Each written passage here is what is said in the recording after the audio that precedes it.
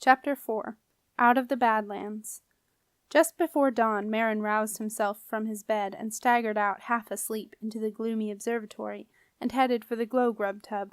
Blearily, he scooped out a fresh tube of glow-grubs, ready for his journey, and it was only when he was jamming the lid back onto the tub that Marin opened his eyes properly and screamed. He had forgotten about the things. A good dozen of them were clustered around the glow-grub tub, watching his every move. The rest were wandering aimlessly about, as though blown by an invisible breeze. Aware now that his every movement was being watched by the things, Marin padded into Simon's sparsely finished room, unlocked a cupboard, and took out a small black box on which was written, Sleuth. Marin elbowed his way back through his faithful cluster of things, and put Sleuth's box into a backpack, along with a few other treasures. Then he shouldered the pack, and took a deep breath.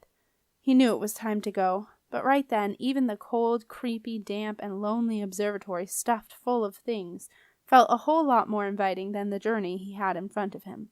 It would be a steep climb down hundreds of dark, slippery steps cut into the rock, creeping past the old Magig's chamber, and then out along a long, slimy worm burrow.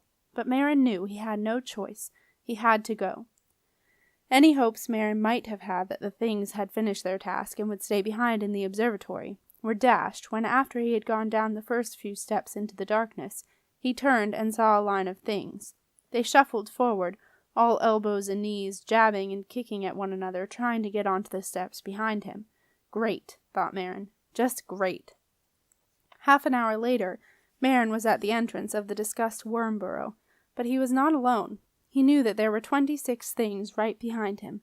He could feel them staring at him. They made the back of his neck feel prickly and ice-cold.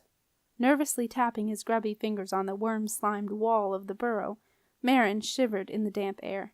He stared intently at the dark skyline along the top of the cliffs on the far side of the ravine. As much as Marin longed to leave the worm burrow, he was waiting for the first yellow streaks of dawn to show in the sky. Nighttime was a dangerous time to be out in the slate quarries of the Badlands. He had been told enough gory tales over the years to know that the most dangerous time of all was twilight. That was when the landworms are on the move, in the evening breaking their day-long fast, or in the morning returning to their burrows and looking out for one last tasty morsel to see them through the long day, which they would spend curled up deep inside the frosty slate cliffs. 10 long, cold minutes later, Marin was sure he could see the outline of the jagged rocks opposite him more clearly, and as he watched, a slow slither of movement just below the skyline told him that dawn must be near. A landworm was returning to its burrow. Fascinated, Marin watched the seemingly endless cylinder of the creature pour into the cliff face on the far side of the ravine. He wondered how many were doing just the same thing at that very moment on his side of the ravine. Maybe only a few feet away for all he knew, for landworms were as silent as the night. The only sound heralding their arrival, if you were lucky, might be the clatter of a stone dislodging as they moved in for the kill. At that moment, a shower of small stones fell from the cliffs above Marin, and heart-racing he leaped back. Like a line of dominoes, 26 things behind him did the same. Marin was spooked. As much as he was longing to escape the things, he decided he would not set foot outside until he had seen the sun and knew that he was safe. However, the sun did not oblige. The sky remained a dull gray, and Marin waited and waited. Then, just as he had become convinced that typically it would be his luck to pick the one day in the whole history of the world when the sun was not going to rise, he saw a watery white disk inching its way into the sky above the somber cliffs. At last it was time to go. But first he had to get rid of the things. Marin was not going to make the trek to the castle, dodged by a long line of dismal things. No way. He turned to the first thing in line. "I have left my cloak in the observatory," he said. "Get it for me." The thing looked puzzled. His master was wearing his cloak. "Get it!" shouted Marin. "All of you, get my cloak!" A servant thing may not disobey its master. With reproachful looks, for Marin's servant things were not without intelligence, the creatures sloped off along the old worm burrow. They were not surprised when a massive thud, followed by a great rush of air, told them that Marin had slammed the huge iron burrow plug closed. With a resigned air, the things continued their task, and all, bar one, were still searching for the non-existent cloak when Simon and Lucy returned a few days later. But unknown to Marin, one of the things, the one that he had summoned with his backward summons, was not bound to obey his master, which is why, after Marin had set off down the track, the great iron plug to the worm burrow opened once more. The thing slunk out and began to follow the one who had summoned him, and over the thing's shoulder was slung a grubby canvas sack of bones. The thing had rapidly come to the conclusion that its new master was going to need all the help he could get, and a sack of dark bones might be just the help he was going to need. Marin took the path that hugged the walls of the slate cliffs, leading into the farmlands. He knew this part of the track well, and was not fazed when, on rounding the first bend, a landslip blocked his way. With a feeling of excitement and a little trepidation, Marin clambered up the slippery rocks. He took care not to hurry too much, for fear of dislodging one of the rocks and sending himself plummeting hundreds of feet down into the torrent below. He reached the top safely and began to slide carefully down the other side. But halfway down his feet slipped and sent a cluster of small rocks clattering into the ravine. Marin stopped and held his breath, waiting for the avalanche to begin and take him with it, but his luck held, and very gingerly he set off again. A few minutes later his feet touched the firm ground of the path. Marin let out a triumphant whoop and punched the air. He was free!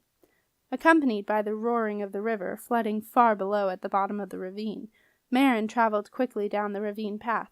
He did not look back even once.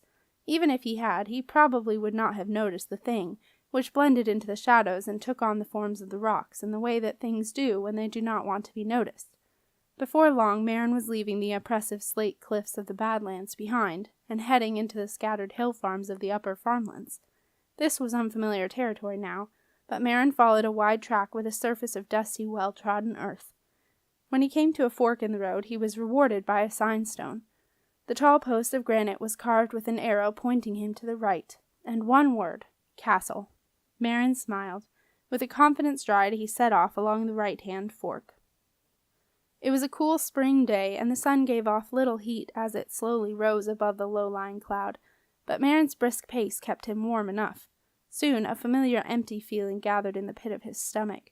Marin was used to being hungry, but now that he was a free agent he had no intention of letting that state of affairs continue. As he walked jauntily down the track that meandered through fields of newly planted vines and tiny fruit trees, Marin saw a small stone farmhouse. It was not far away, half hidden in a dip. He broke into a jog. A few minutes later he was walking into an overgrown yard, surrounded by ramshackle sheds, deserted except for a few bedraggled chickens pecking at the dirt. Before him was the long, low farmhouse, the front door half open. Marin walked up to the door, and the smell of baking bread hit him like a sledgehammer. Marin's stomach did something that felt like a double somersault. He had to have that bread. Taking care not to move the front door, which looked like it might have a nasty creak, he crept inside. He found himself in a long, dark room, lit only by the glow of a fire from a stove at the far end. Marin stopped and looked around. No one was there. He was sure of that. The baker of the bread obviously had other things to do, and while he or she was doing them, Marin would seize his chance. Like a cat, Marin padded silently across the earthen floor, past a large pile of hay and a stack of wooden boxes. But, unlike a cat, he stepped on a chicken. With a great squawk, the old blind hen rose into the air, flapping her wings. "Shh!" hissed Marin desperately. "Shh, you stupid bird!" The old hen took no notice and careened off, crashing into a carefully stacked pile of poles ready for bean planting. The poles collapsed with the loudest clatter Marin had ever heard, and footsteps came running. A large, motherly-looking woman appeared, silhouetted in a doorway across the room. Marin ducked behind the stack of boxes. "Henny!" cried the woman, running a few feet away from Marin. She tripped over the hen in the gloom and hurriedly scooped her up. "You silly chook! Come now, time for your breakfast, my sweetheart." "Time for my breakfast, you mean," thought Marin, annoyed that a moth-eaten old hen should get picked up, offered breakfast, and called sweetheart, while he skulked hungrily in the shadows. He was pretty sure that if the woman had tripped over him instead of the chicken, the result would not have been the same. He held his breath as the woman walked right past him with the hen. His dark gray eyes followed her progress until she had disappeared out the front door and into the sunlight.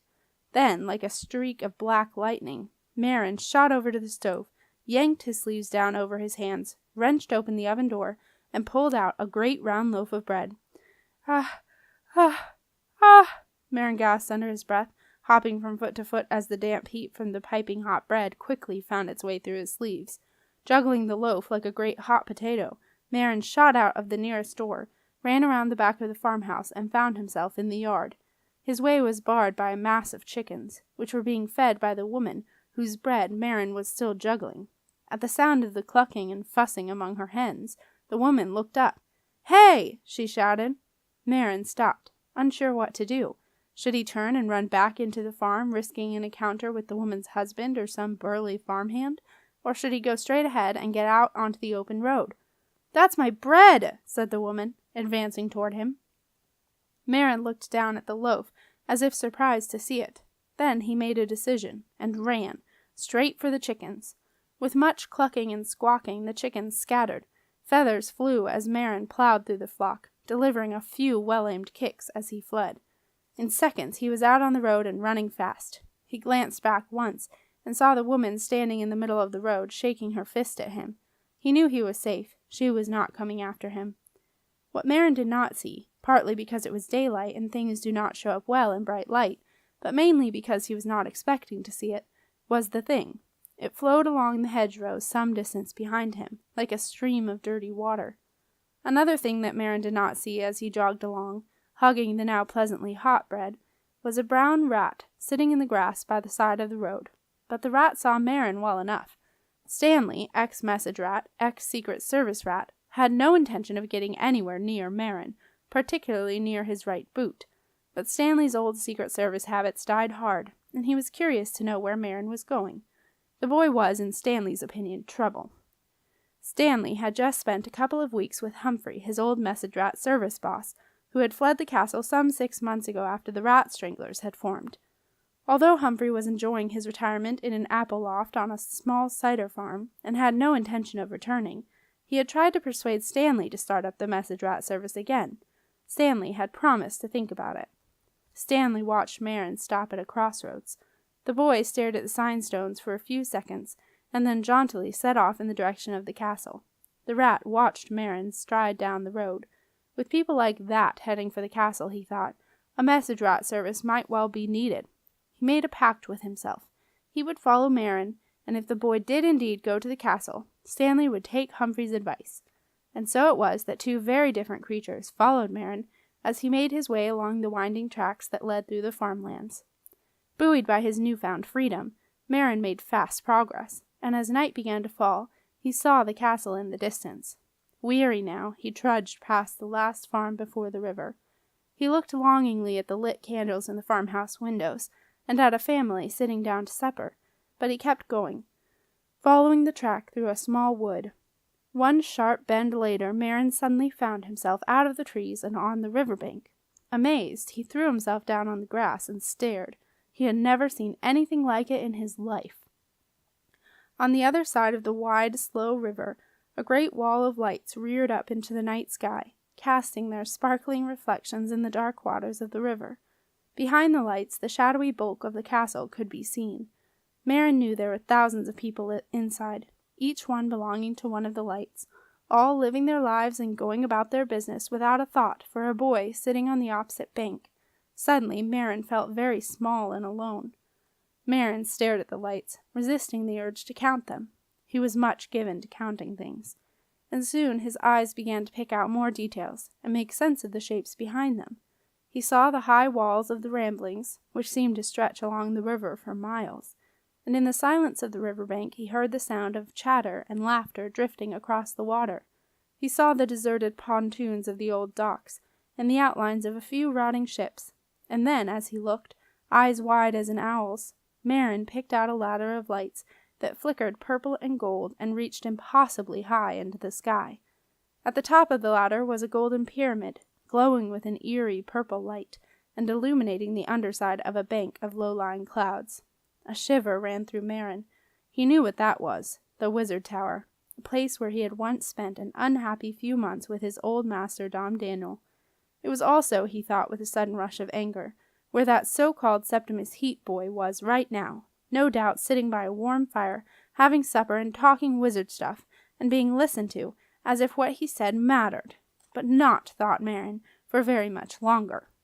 He ran his forefinger over the cold surface of the two-faced ring that was wrapped, still a little too tightly, around his left thumb, and smiled. Abruptly, Marin jumped up from the damp grass and set off at top speed along the track. He knew that he would have to wait until dawn when the drawbridge was lowered to get into the castle, and he needed somewhere to spend the night. The track took him away from the river bank and through some muddy fields bounded by high hedges. As he emerged from the last field, Marin saw the lights of the Grateful Turbo Tavern appear. In his pocket, his hand closed around the bag of Simon's secret stash of money that he had taken. Time, he thought, to spend some of my hard-earned cash. Stanley watched Marin push open the door to the tavern and walk into the warm, welcoming glow. There was no doubt about it. Marin was headed for the castle. The Grateful Turbo had a well-deserved reputation for being haunted. No one would choose to stay there unless they were waiting for the castle drawbridge to be lowered the next morning. As the rat scuttled off, the thing loped up to the tavern door, but it did not venture inside. It sank into a dark corner of the front porch and huddled up on one of the benches that ran along the side with its sack of bones to keep it company through the night. The thing did not exactly wear a look of contentment on its haggard face, but it was not displeased. If anyone had ever thought to ask a thing what its idea of a fun night out would be, which strangely enough no one ever had, sitting outside a haunted tavern with a bag of necromancer's bones for company would probably have been at the top of the list.